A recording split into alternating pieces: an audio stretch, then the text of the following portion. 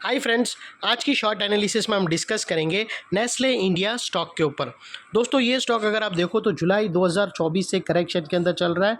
मोटा मोटी देखो तो दोस्तों पूरे 2.5 महीने इसने करेक्शन में बिता दिया और करेक्शन में भी दोस्तों इसने दोनों तरह का करेक्शन दिया है, प्राइस वाइज टाइम वाइज दोनों।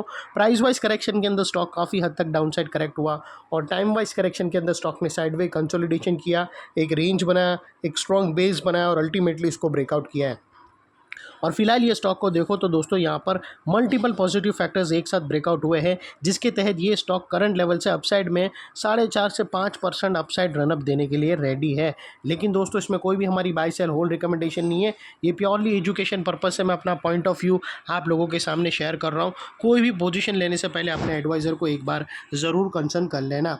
फ्रेंड्स आप लोग देख सकते हो कि ये वो टॉप था जहाँ से करेक्शन स्टार्ट हुआ था और यहाँ से कुछ इस तरह से downward sloping parallel channel stock के अंदर बनी और जब तक स्टॉक ये डाउनवर्ड स्लोपिंग पैरेलल चैनल में था स्टॉक के अंदर प्राइस वाइज करेक्शन कंटिन्यू रही और यहाँ पर back to back lower lows hit हुए।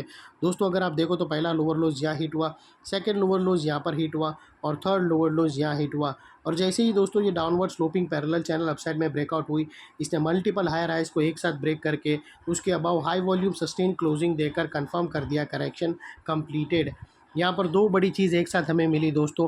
पहला तो इसने डाउनवर्ड स्लोपिंग पैरेलल चैनल को अपसाइड में ब्रेक किया, जिसके वजह से जो straight downside price wise correction चल रही थी वो अल्टीमेटली रुक गई। और सेकेंडली इसके अंदर जो कंटिन्यू लोअर लोज हीट हो रहे थे वो स्टॉप होके उसके अगेंस्ट में first time higher highs register हुआ, जो हमें कंफर्म करता है कि स्टॉक के अंदर बॉटम लग गई है और करेक्शन कंप्लीटेड और ट्रेंड इसका चेंज हो चुका है। करेक्शन का ट्रेंड बाई साइड की तरफ शिफ्ट हो चुका है। अनलेस एंड अनटिल यहाँ पर कोई नया लोअर लोज ना मिले या फिर पुराने लोअर लोज के नीचे क्लोजिंग ना मिले, तब तक हम यही मानकर चलेंगे कि बॉटम लग गई है और यहाँ पर करेक्शन कंप्लीटेड।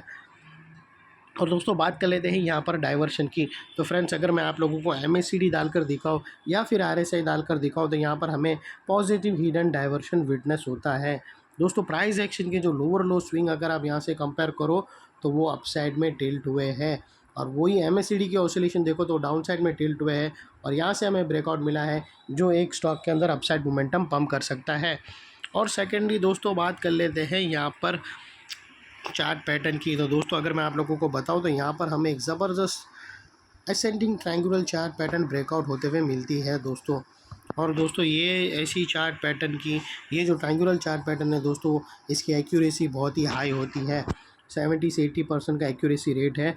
और ये जो इनसाइड रेंज है दोस्तों ट्रायंगुलर चार्ट पैटर्न की, ये 4.5 से 5% की रेंज है। जो ये नेकलाइन से ब्रेकआउट होने के बाद अपसाइड सस्टेन मूव स्टार्ट करेगा तो स्टॉक 5% तक अपसाइड मोमेंटम दे सकता है। और वो लिहाज से जो स्टॉक का टारगेट निकल कर आता है वो तकरीबन 2670 के आसपास का आता है। और सेकेंडली दोस्तों जैसे ही 2 दिन क्लोजिंग मिल गई अबाउट 2670, तो मान लेना ये स्टॉक के अंदर एक बड़ी चार्ट पैटर्न ब्रेकआउट होंगी और फिर इसके नए टारगेट यहाँ से और भी अपसाइड में रिवाइज्ड होंगे और ये अल्टीमेटली एक डबल धमाका का कैंडिडेट भी बन सकता है और ये एक पोर्टफोलियो भी स्टॉक है दोस्तों।